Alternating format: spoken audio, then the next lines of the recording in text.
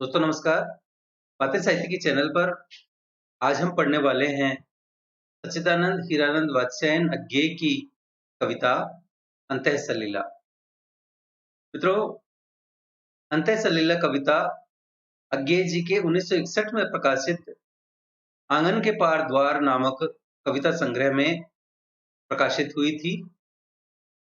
इस कविता संग्रह में सन 1959 से लेकर 1961 तक की कविताओं का संचयन प्रस्तुत है। क्रम सूची के अनुसार इस संग्रह के 3 भाग हैं: अंतः सलीला, चक्रांत शिला और असाध्य वीणा।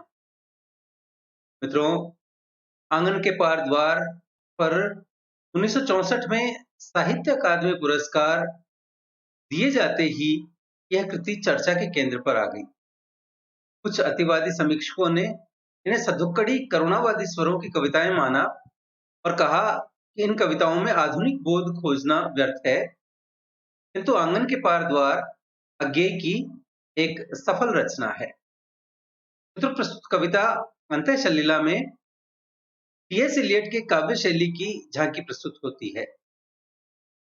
मित्रों, अंतः सलीला उस नदी को कहा जाता है जिसकी धारा भूमि के अंदर ही अंदर बहती है और ऊपर दिखाई नहीं देती, जैसे सरस्वती नदी।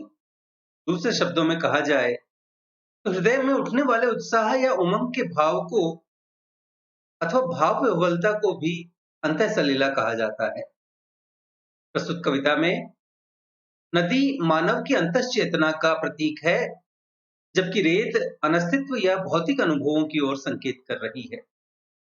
मित्रों, कविता का प्रारंभ करते हुए अज्ञेय जी लिखते हैं कि रेत का विस्तार, नदी जिसमें खो गई कृष्णधार, झरा मेरे आंसुओं का भार, मेरा दुख धन मेरे समीप अगाध पारावार, उसने शोक सहसा लिया जैसे लूट ले बटमार, और फिर आग क्षितिज लहरीला मगर बेटूट, सूखी रेत का विस्तार, नदी जिसमें खो गई कृष्णधार।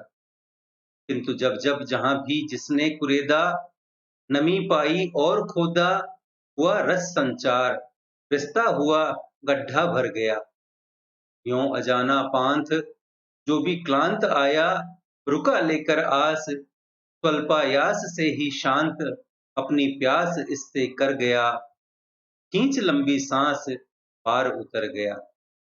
अरे अंतः सलिल है रेत, अनगिनत पैरों तले रौंदी हुई अविराम, फिर भी घाव अपने आप भरती, पड़ी सज्जाहीन, धूसर गौर, रीह और उदार।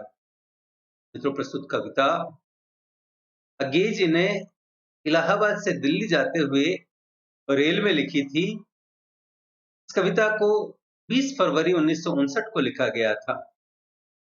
अज्ञेय जी कहते हैं कि रेत का विस्तार, नदी जिसमें खो गई कृष्णधार, झरा मेरे आंसुओं का भार, मेरा दुख धन मेरे समीप अगाध पारावार। मित्रों, अज्ञेय जी मानते हैं कि भौतिक सुखों के अनस्तित्व होने पर भी उनसे अस्तित्व का प्रश्न जुड़ा हुआ है। अंतः सलीला नदी के माध्यम से अज्ञेय जी कहते हैं कि रेत का विस्तार चारों तरफ है, जिसमें नदी की जो कृष्णकाय धारा थी, जो पतली सी धारा थी, वह उसमें खो गई है। नदी की इस कृष्णकाय धारा से तुलना अपने आंसुओं से करते हुए अज्ञेय कहते हैं कि झरा मेरे आंसुओं का भार, मेरा दुख धन मेरे समीप अगाध पारावार, उसने शोक सहसा लिया।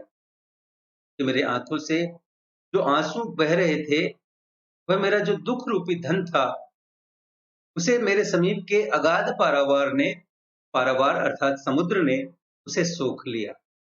यह पारावार कैसा पारावार था? समुद्र, रेत का विस्तार। प्रथम पंक्ति में ही कहा है रेत का विस्तार, अर्थात रेत का समुद्र था, जिसमें मेरे आंसू रूपी सलीला जो थी, वो सलीला उस रेत के पारावार में, रेत के समुद्र में सोख ली गई। ठीक उसी तरह जैसे लूट लेपट मार, अर्थात जिस तरह कोई डाकू जब किसी व्यक्ति को लूटने पर आता है तो उसका संपूर्ण सर्वस्व वो छीन लेता है, उसे बिल्कुल संपत्ति विहीन कर देता है। ठीक उसी तरह से इस पारावार ने इस नदी को समाप्त कर दिया है। आगे अज्ञेय जी कहते हैं, और फिर आक्षितिज लहरीला मगर बेटूट सूखी रेत का विस्तार। और फिर आक्षितिज, आक्षितिज कहते हैं क्षितिज तक, दूर दूर तक, जहां तक क्षितिज नजर आता है वहां तक केवल रेत ही रेत नजर आती है।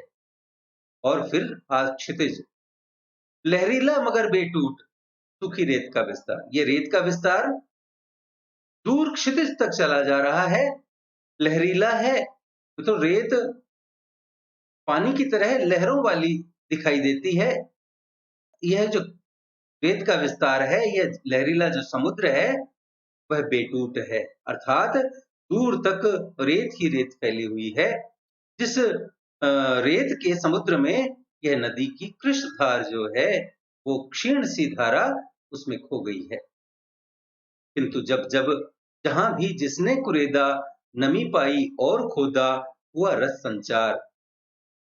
किंतु जब जब भी इस रेत के विस्तार में जिसने भी पानी की चाह में जहां नमी देखी और वहां जिसने खुदाई की, वहां पर रस का सा संचार हुआ और उस गड्ढे में रिश्ते रिश्ते जल भर आया, रिश्ता हुआ गड्ढा भर गया।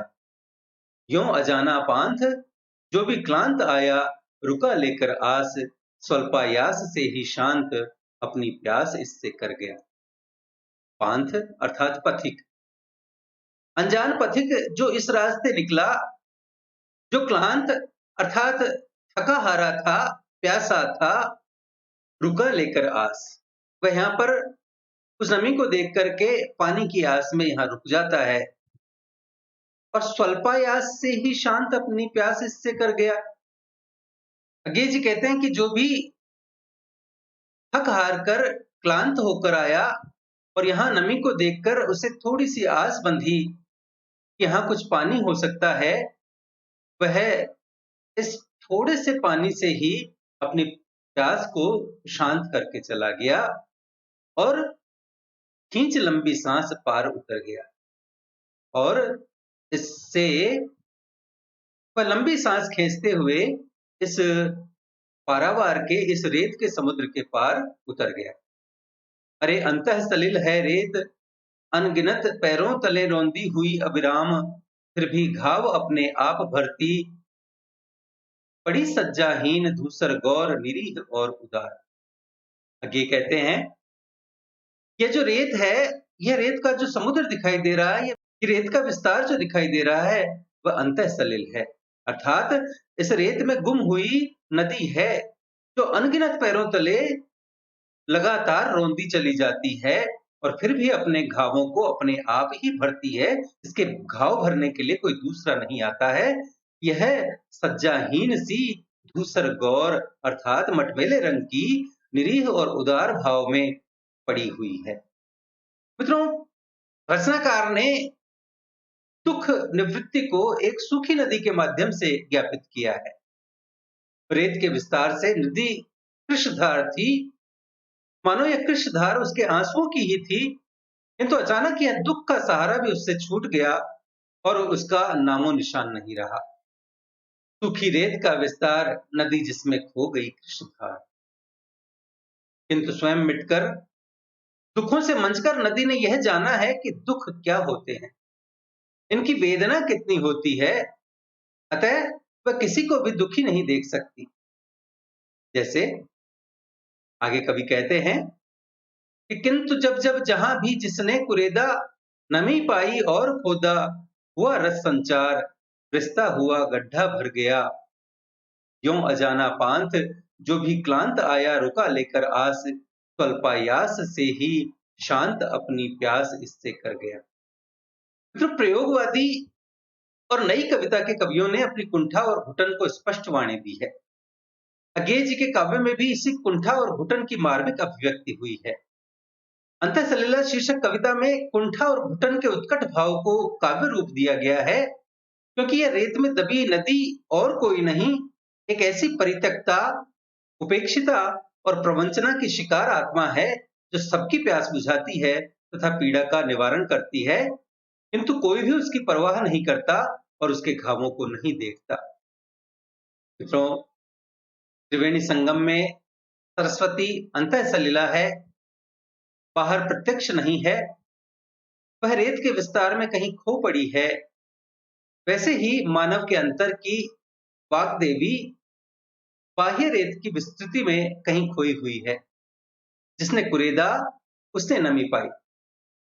कविता के अंत में कवि बिंब का प्रयोग करते हुए बिंब को और अधिक सुव्यक्त करता है।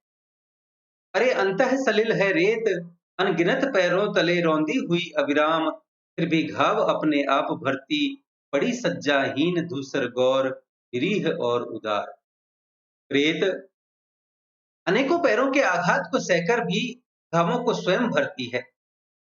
वह अनअलंकृत धूसर गौर पड़ी हुई है, लेकिन निष्कलंक और उदार है, क्योंकि वह अंतः सलिला है। बाहरी जीवन की चोटों में आर्द्रता का सलिल है, जो अपने आप घावों को भरती जिंदगी को आगे बढ़ाता है। दूसरे अर्थ में बात की जाए तो मित्रों, अंतः सलिला सरस्वती कवि की सर्गात्मक चेतना का प्रतीक है, जो बाह्य जीवन के विस्तार के अंदर कृश होकर छिपी पड़ी है। मानवीय संवेदनाएं अब अंदर रस रूप में छिपी हैं। तो मित्रों, यह थी अज्ञेय जी की कविता अंतः सलिला। आशा है आपको हमारा यह प्रयास पसंद आया होगा। वीडियो को लाइक करें, अपने मित्रों के साथ साझा करें। पीडीएफ तथा अन्य सहायता के लिए हमसे टेलीग्राम पर जुड़ें और देखते रहें बातें साहित्य की। धन्यवाद।